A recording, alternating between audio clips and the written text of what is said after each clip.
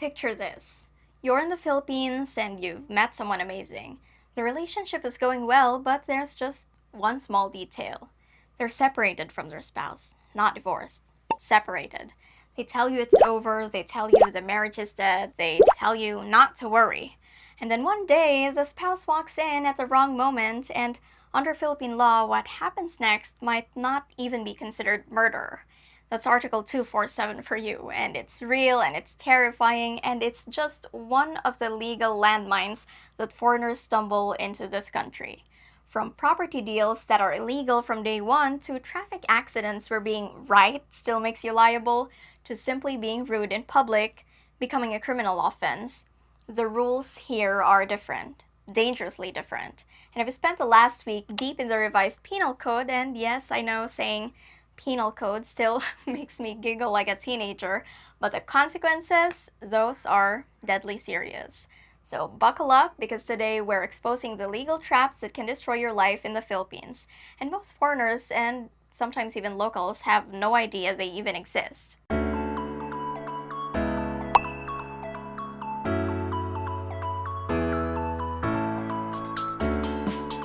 Hi guys, it's Dee and welcome back to the channel. If you're new here, I'm a Filipina born and raised here in the Philippines, and on this channel we keep it 100% real about life here. No sugarcoating, no fantasy, just facts. Before we dive into this legal minefield, smash that subscribe button and ring the bell. Trust me, these reality checks could literally save your life, your money, or your freedom. New videos drop consistently. Now, quick legal disclaimer, I am not a lawyer. I have a background in journalism, and I am a licensed professional teacher who has done extensive research into the revised penal code and local ordinances to bring you these facts. This video is, of course, for informational and educational purposes only. If you find yourself in legal trouble, which I hope you don't, please consult a licensed attorney or lawyer here in the Philippines. Now, let's get into it. Let's start with something that sounds harmless but has real teeth. Unjust vexation under Article 287 of the revised penal code. Back in Western countries, if you yell at a neighbor or go full Karen on a service worker or publicly humiliate someone, what happens? Maybe people call you a jerk, maybe someone films you and you become a meme, maybe the cops show up and tell everyone to chill out. Here, you might get arrested. The Philippine legal system recognizes something broader than just assault or threats. It criminalizes causing annoyance, irritation, distress, or emotional disturbance without lawful reason. It's intentionally vague, and it's what lawyers call a catch-all provision. And if your behavior doesn't fit neatly into another crime but clearly violated someone's peace or dignity, this article can still apply. Now, layer on Filipino cultural values. Concepts like hiya or shame and amor propio or self-respect run deep here. Public embarrassment isn't just considered awkward, it's devastating.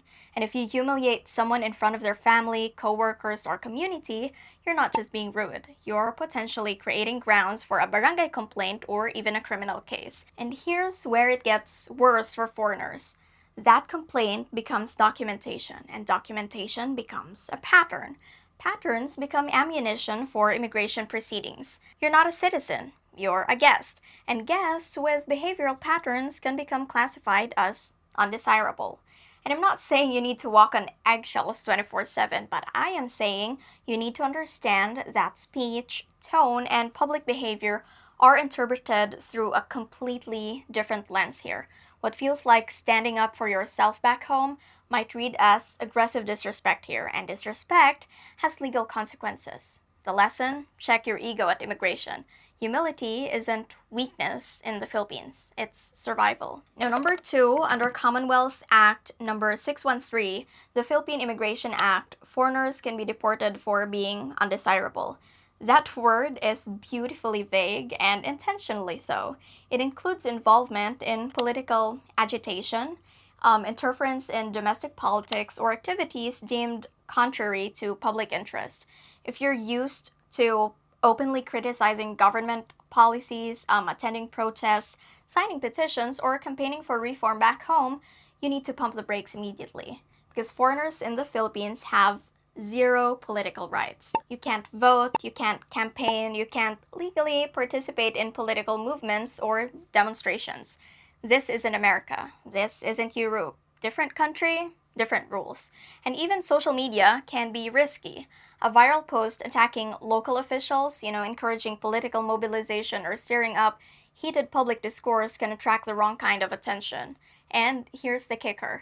Deportation proceedings don't require a criminal conviction. Immigration cases are administrative, so the bar is much lower. Once you're deported under an undesirable classification, good luck ever coming back. Re-entry becomes nearly impossible. And I've seen foreigners, good people with good intentions, get deported because they couldn't resist sharing their political opinions online. They thought they were just exercising free speech, and the government thought otherwise. The takeaway? Keep your political opinions to yourself, vent to your friends in private, or do not post, do not march, do not engage. Your freedom to stay in this country depends on your ability to shut up about politics. At least the Philippine politics. Number 3, here's the fun fact, and I know this is not new to all of you. Foreigners cannot own land in the Philippines. That's in the Constitution, and it's a non-negotiable.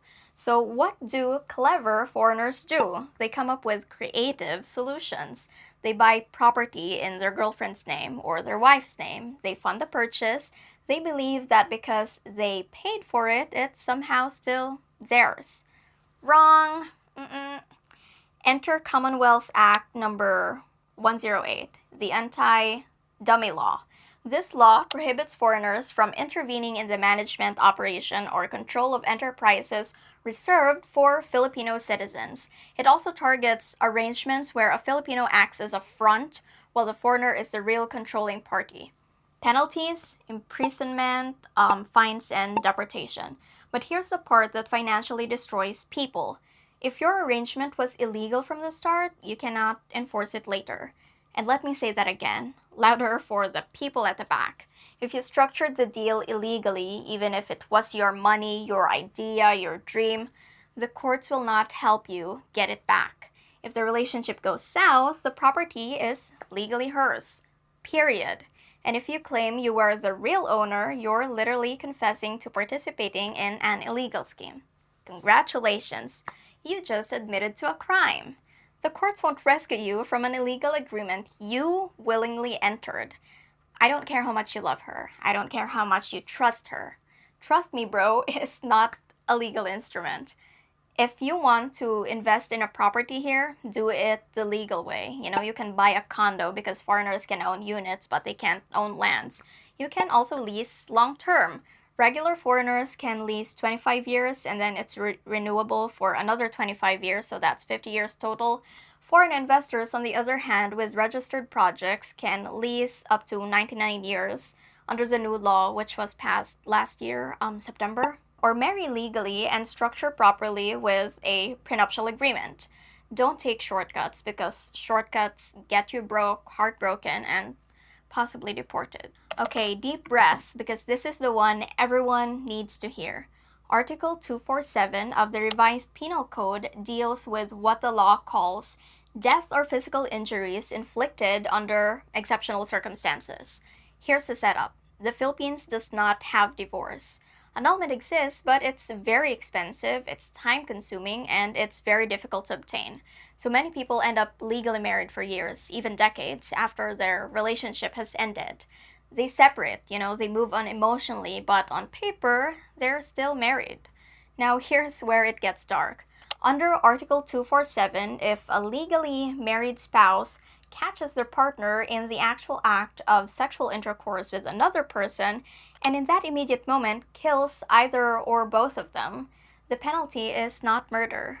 It's destierro, banishment from a specific area. It's literally like a slap on the wrist compared to a murder conviction. And let me be very extremely clear, this does not make killing legal, but it creates a privileged mitigating classification under very narrow conditions. Immediate discovery or catching them in the act, no premeditation, no prior planning, and the law recognizes the emotional intensity of the exact moment and reduces the penalty significantly. So here's the practical danger. If you're dating someone who is separated but not legally annulled, you are in a legal gray zone, a dangerous one. Separated is not the same as single under Philippine law. Zero equivalence. So if your partner tells you their marriage is basically over or we're just waiting for paperwork, that has no legal meaning until an annulment is finalized, granted by court, and officially registered. Until that day, they are married, fully and legally, with all the consequences that come with it. And I'm not trying to scare you, okay? I'm trying to protect you. Verify annulment status, see the court documents, and don't just take someone's word for it. Because if you get caught in the wrong place at the wrong time with someone who is still legally married, the law might look the other way when the spouse reacts violently. And that's not a risk worth taking. Now, some of you might be thinking, wait, what if I'm the foreign husband and I catch my Filipino wife cheating? Does Article 247 protect me too? Technically, yes. The law applies equally to both spouses regardless of nationality. Realistically, you're still screwed. Here's why. Even if Article 247 applies and you have received the reduced penalty of destierro or banishment from the area, you're a foreigner. That banishment triggers immediate visa cancellation, deportation proceedings, and a permanent ban from re-entry. So even with a lighter sentence, you're expelled from the country forever. But it gets worse. A foreign man killing a Filipina, even under Article 247 circumstances, would face massive public outrage, intense media scrutiny, and enormous family and community pressure on prosecutors to escalate the charges. The law might be equal on paper, but the scrutiny, the fury, and the legal aggression you face would be on an entirely different level. And you'd still need to prove immediate discovery, zero premeditation, and no cooling off period. Any deviation from those conditions, full murder charges. So yes, Article 247 theoretically applies to everyone, but in practice, as a foreigner, you lose everything either way. Your freedom, your life in the Philippines, and possibly your actual life if the case gets pushed to the maximum. The lesson remains the same. Again, verify annulment status, see the documents, and don't gamble with situations where separated is treated as available, because the consequences, legal or otherwise, are catastrophic.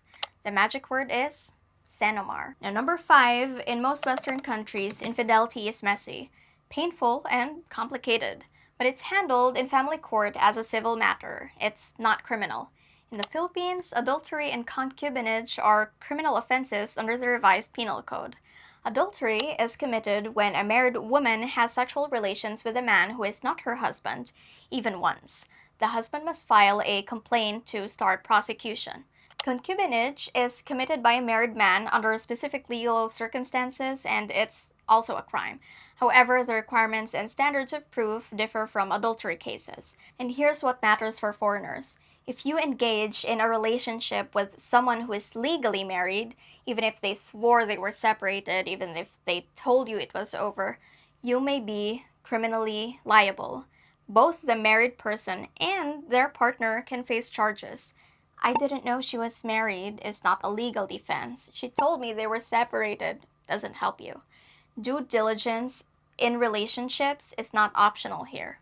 Ask questions, again, see documents, verify status, and if someone hesitates or gets defensive when you ask about their marital status or you ask for their Sanomar, that's your red flag. Walk away. Because the alternative is a criminal record, jail time, and deportation. Worth it? I didn't think so. Number 6, Republic Act 7610 was enacted to protect children from abuse, exploitation, and trafficking. It's strict, it's broad, and it prioritizes the safety of minors above almost everything else, as it should. But here's where foreigners run into trouble. If a report is made that you're alone with a minor who is not legally your child, authorities are required to investigate. That doesn't mean you're automatically guilty, but it does mean you'll be questioned, possibly detained and subjected to scrutiny while they assess the situation. And this applies even if the child is your girlfriend's son or daughter, even if you're living together, even if you think yourself as a stepfather.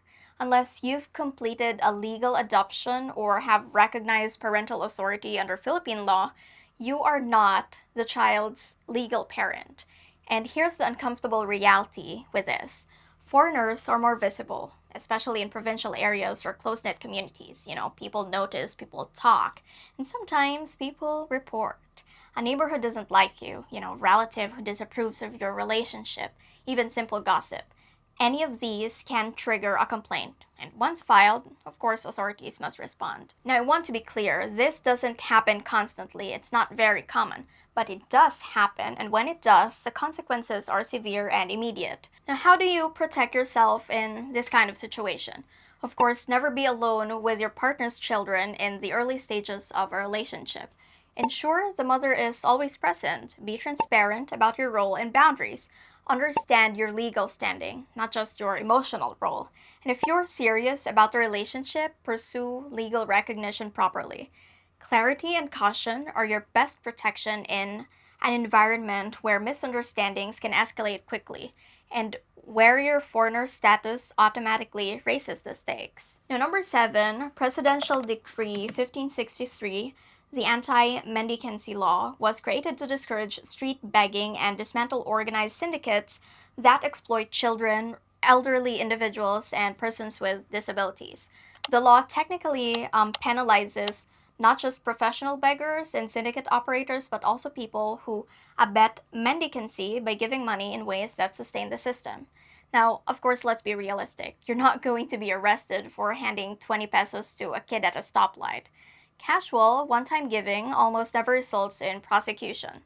Police aren't hunting down tourists for small acts of kindness, but the legal framework does exist. If you repeatedly distribute money in public, attract crowds, block traffic, or create disturbances, authorities may intervene. In business districts and tourist zones, enforcement is, of course, stricter.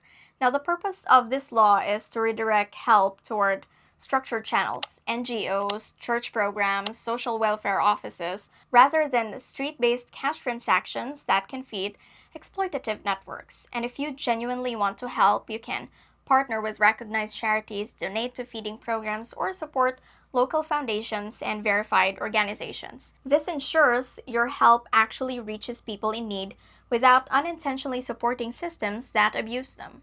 Good intentions, of course, matter morally, but legally, what matters is how assistance is structured. Now, number 8, there's a myth in expat circles that security cameras inside your home are illegal in the Philippines. That's a false. Installing CCTV for legitimate security purposes, like monitoring entrances, common areas, protecting property, is generally allowed. Where people get destroyed is placement and use. Under the Anti-Voyeurism Act and Data Privacy Act, installing cameras in areas where someone has a reasonable expectation of privacy, like bathrooms, private bedrooms, changing areas, without consent, is a criminal offense. Even if it's your own home, the law distinguishes between security and intrusion. But here's where most foreigners mess up: what they do with the footage. Let's say you catch your household helper stealing. You're angry and you want justice, so you upload the video to Facebook with a caption like, "Beware of this thief," to warn others. Congratulations! You just violated the Data Privacy Act. Possibly defamation laws, maybe even cybercrime provisions. Owning the camera doesn't give you unlimited rights over the footage. Publicly posting identifiable footage without consent, even of someone committing a crime, exposes you to a liability. Many foreigners misunderstand this. They think, I caught them on my camera in my house, so I can do whatever I want with the video. Wrong again. The proper course of action is, of course, report the incident to authorities, provide footage through official channels, and let the legal system handle it. I know it's frustrating though, because the legal system here is very slow. But the law recognizes evidence, but it does not recognize online vigilantism as a substitute for due process. Protect your home legally, but don't create new legal problems by becoming an internet vigilante. Number 9. Traffic disputes in the Philippines don't work the way you think. Courts don't just look at who violated a rule first. They apply something called the last clear chance doctrine. In simple terms, even if another driver was negligent, like for example, a tricycle driver suddenly swerves into your lane and a motorcycle counterflows directly at you, the court asks a second question. Who had the findable reasonable opportunity to avoid the accident? Sounds stupid, right? But if you were driving a larger vehicle, had a clearer visibility, or had enough time to brake but didn't react appropriately, liability can shift partially or even primarily to you. And the doctrine focuses on preventability. It examines who could have prevented the damage at the last moment, regardless of who started the chain of negligence. And this shocks many foreigners because they're used to strict right-of-way logic. He broke the law first, so of course it's his fault. Not here. Philippines court examined behavior, reaction time, vehicle type, road conditions, and surrounding circumstances. Dashcam footage helps, but it doesn't automatically guarantee protection if the video shows you could have acted differently to avoid impact. And there's also a practical layer beyond the courtroom. Foreigners are often perceived, fairly or unfairly, as having deeper pockets. That perception influences how aggressively claims are pursued and how settlement discussions unfold. Even when you're legally defensible, you may face intense pressure to settle quickly to avoid prolonged police involvement, bureaucratic delays, or worse. Being technically right on paper doesn't always mean walking away financially untouched. The lesson? Drive defensively. Always. Assume everyone around you will do something stupid because 90% of the time they do, and they might. And even if they do, the law may still hold you partially responsible for not preventing it. Now we're down to the second to the last one. When people talk about supporting family in the Philippines, they usually frame it as culture. And yes, family loyalty is deeply embedded here in the culture. But here's what many foreigners don't realize. Parts of this expectation are legally enforceable. Under the Family Code of the Philippines, individuals have a legal obligation to provide support to certain relatives in need. This includes ascendants, like parents or grandparents, and in specific cases, siblings. Support under the law isn't just pocket money. It includes necessities like food, shelter, medical care, and education, depending on the financial capacity of the person obligated to provide it. Now, to be clear, a Philippine court cannot directly order you, as the foreign spouse, to support your in-laws. But, of course, here's the reality. The legal obligation attaches to your Filipino spouse, and marriage creates shared financial realities. And if you and your spouse share income, assets, or a joint bank account, her legal obligation materially affects your household finances. And if a parent files a claim for support and a court finds your spouse financially capable, that support becomes enforceable against her, which means it's coming out of household funds. This is where misunderstanding happens. Some foreigners assume family support is optional generosity, and sometimes it is. But in cases involving genuine financial need and legal action, it can move from preference to enforceable responsibility. And again, this is a rarity, but it can happen. Marriage in the Philippines doesn't exist in a vacuum. It operates with a broader web of legally recognized family relationships. And before you commit to marriage here, you have to understand the potential obligations. You have to have honest conversations about family expectations. Set boundaries early and clearly, and don't assume you can just say no to supporting family if legal actions are taken. Because once a court order is issued, it's not about culture anymore. It's about law. Number 11. Here's something that surprises most foreigners coming from Western countries. The Philippines does not have a Good Samaritan law. In many countries, the US, Canada, Australia, there are laws specifically designed to protect people who help others in emergencies. If you see someone choking in a restaurant and perform the Heimlich maneuver, or if you stop at a car accident and give first aid, you're legally protected. Even if something goes wrong, as long as you acted in good faith without gross negligence, you can't be sued, at least not successfully sued. The Philippines, no such protection exists. If you see someone collapse on the street and try to help, like perform CPR, move them to safety, call for help, and something goes wrong, you could potentially be held liable if they claim you broke a rib during CPR or that moving them made an injury worse. They or their family could file a civil case against you. Now, let me be clear, this doesn't happen constantly. Most Filipinos are very grateful when someone helps, and the culture here is generally kind and community oriented. But the legal framework offers you no formal protection.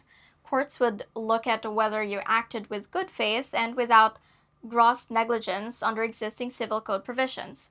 But there's no clear, explicit immunity the way there is in other countries. Multiple bills have been filed in Congress trying to create a Good Samaritan law, like House Bill 1949, Senate Bill 1711, and others. Medical associations have been pushing for it too, but as of now, none have been passed into law. So, what should you do?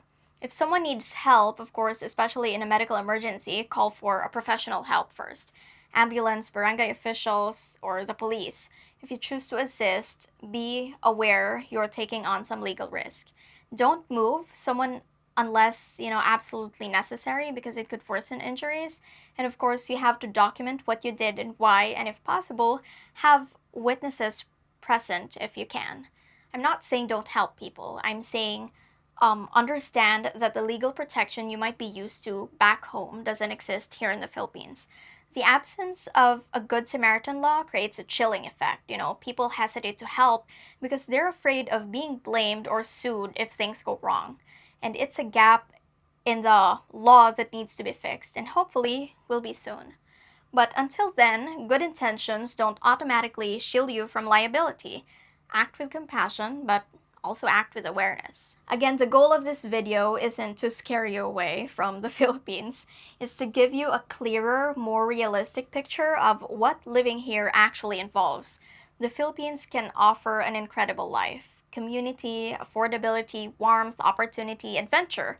But it's not a legal loophole paradise. It's not a place where Western assumptions override local statutes. If you're going to move here, date here, invest here, or marry here, do it intelligently. Verify documents, structure assets legally.